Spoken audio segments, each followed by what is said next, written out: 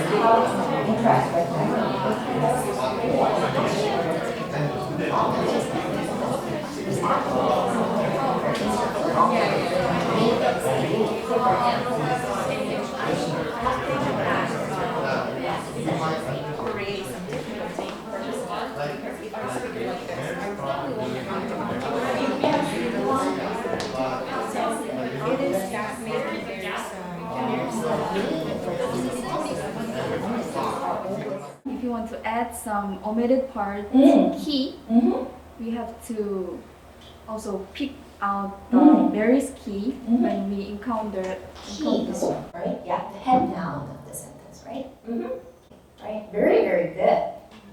And again, before you reach something is missing over here, you never know that something is missing. You never know the presence of ellipsis.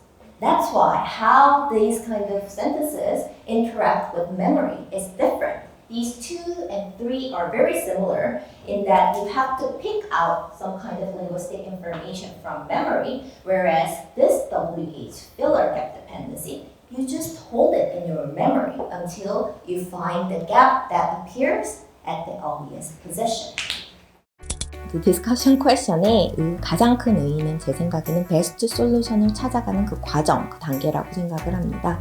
그래서 학생들이 다양한 논리 과정을 펼칠 수 있는 디스커션 퀘션을 고안하려고 많이 노력하고 있습니다. 그래서 학생들이 수업에 와서 언어학 가설을 세운다든지 아니면 학생들의 논증에 반박하는 어떤 그런 논증을 또 한다든지 논리적 허점을 찾고 그것에 대한 활발한 토론을 하고 대화를 한다든지 이런 그런 활동을 제가 기대를 하고 있고요. 이런 과정을 통해서 학생들이 베스트 솔루션을 찾아가는 그 과정에 대한 즐거움을 깨달았으면 좋겠습니다.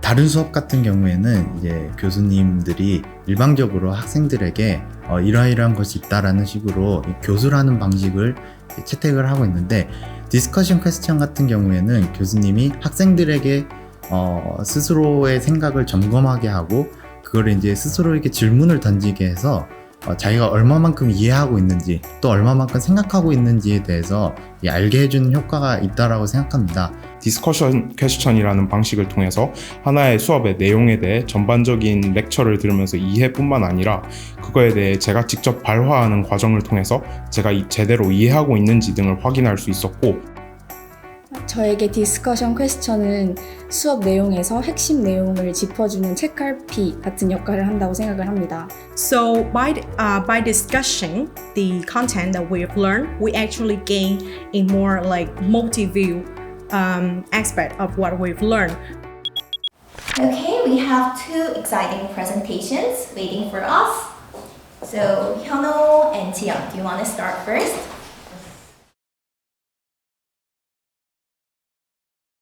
So let's start our presentation. Today, I will present some models and the experiment we produced based on the garden path effect and also constraint-based theory. Most of the presentation contents were covered in the class, so just consider it as a reviewing it and be more focused on the points that we have more emphasis on. As we all know, the garden path effect is the explaining the moment when the reader or the participant gets shocked at the point and reparse the sentences because of the unexpected word at the critical region. The result of the experiment, like self-paced reading task, we could find out the reaction time at the critical region. Only focusing on the garden path model, the sentence A and B could have a different result. However, our first hypothesis that syntactic frame of verb would cause the garden path effect turned out to be true. The 26.6% of the participants experienced garden path effect in sentence A1 because of the bias effect of the sentence bias verb promise and have slower reading times in sentence A1 than sentence A2. I also wanted to share some of my comments. Actually, I was a participant of the experiments. I cannot notice their purpose of this experiment. So I think the results are really supportive for me. Thank you for the presentation. Thank you. 제가 발표한 내용은 garden path effect에 관한 constraint-based 모델로 바라봤을 때 어떠한 점이 또 다른 garden path effect를 발생시킬 수 있는가에 대한 연구를 진행했었는데요. 다른 기존 수업들과는 다르게 이제 제가 직접 설계를 하고 진행을 해서 참여자들의 결과를 바탕으로 결과를 도출해내는 방식을 통해 좀 더 많은 점을 배울 수 있었던 것 같습니다. Very informative and a very interesting presentation. It is, I think, it's very holistic. It's covered almost every aspect. Also, you focus on the limitation of your presentation, which is really nice. There's just this one question of mine about your hypothesis is why do you think that the syntactic frame of word will outweigh the simple structured references? So this is my question. And also my opinion on the discussion question.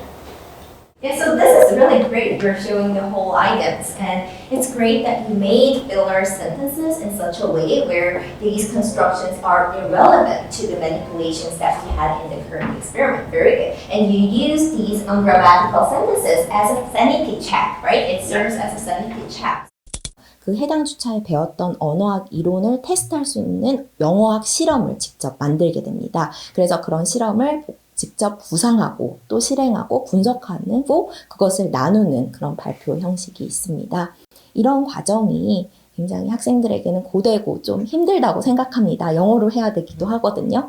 그렇지만 이러한 과정을 학생들이 좋아하는 이유는 자신들이 그렇게 힘들게 노력한 그 과정을 아웃풋을 냈을 때, 그리고 그 아웃풋을 저와 다른 학생들한테 공유했을 때 느끼는 그 깨달음과 뿌듯함은 굉장히 큰 것 같습니다. 네, 플립 러닝의 가장 큰 장점은 깨달음을 극대화할 수 있다는 점입니다. 저 또한 학생들에게 굉장히 많이 배우는데요. 우리 학생들도 다른 학생들과 그리고 저와의 어떤 이런 학문적, 인간적인 교감을 통해서 뿌듯함을 느낄 수 있다는 것, 그리고 성장할 수 있다는 것, 이것이 바로 플립 러닝의 가장 큰 장점이 아닐까 생각됩니다.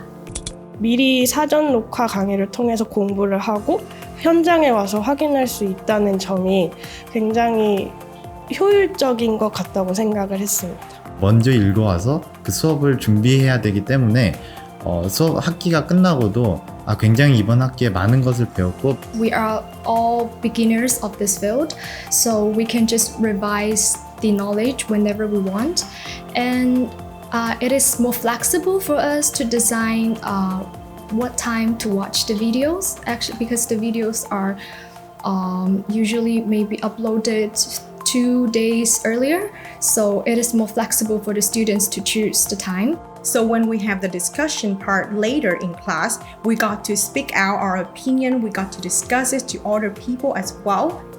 저는 공부를 할 때 반복 학습이 굉장히 중요하다고 생각을 하는데 수업 시스템 자체가 그 길을 인도해 주는 것 같아서 저는 굉장히 만족을 하고 있습니다.